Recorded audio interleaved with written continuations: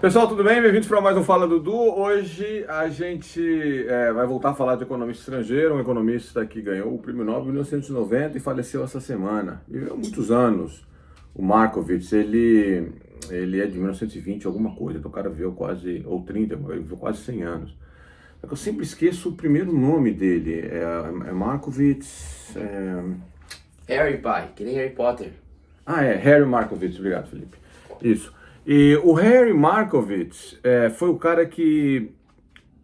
Primeira grande contribuição para a teoria das finanças vem do Markowitz, tá? Harry aí, que nem o Felipe falou. O Markowitz, em 1950, e é um paper super antigo, um paper super influente, e as pessoas acho que nem conseguem imaginar o que era finanças, talvez, antes desse paper. É um artigo sobre... o chamado Modern Portfolio Theory, mas é um artigo de 1952, né, chamado de Modern. Para a época, talvez, eu acho que era moderno mesmo. E é a primeira vez, às vezes é até difícil explicar a contribuição do Markowitz para a finança, porque todo mundo toma como óbvio que quando você vai olhar para um portfólio de títulos, de ativos financeiros de maneira geral, você vai olhar para média de retorno e variância do retorno. Parece que as pessoas hoje já sabem, nascem sabendo, né?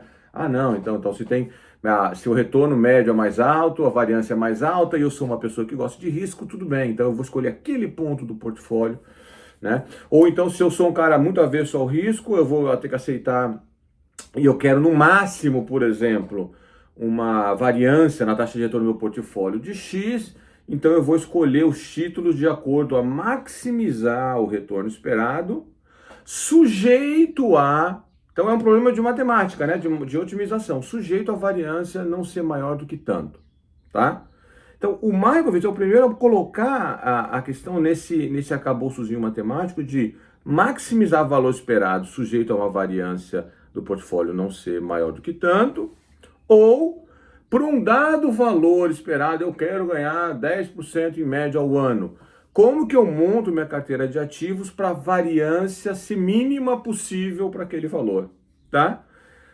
Então, assim, é um jeito meio, de novo, bastante padrão de como a gente pensa teoria de alocação de portfólio hoje em dia, mas que lá nos anos 50, antes do Markowitz, nos anos 40, por exemplo, não tinha, as pessoas não pensavam assim, pensavam de maneiras até meio estranhas. Não pensavam em termos de risco-retorno, variância, distribuição das taxas.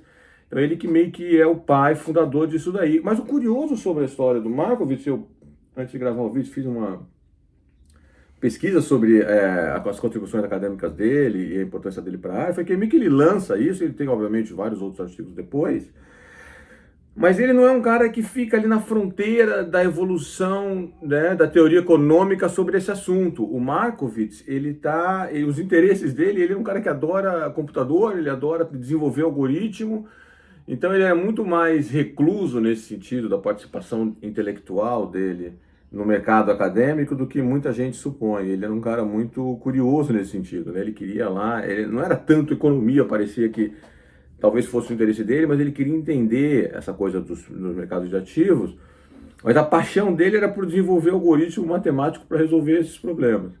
Então, um cara bastante curioso, com uma vida, com essa contribuição muito importante e uma vida bastante longa. Harry Markowitz. Até o próximo Fala Dudu. Obrigado.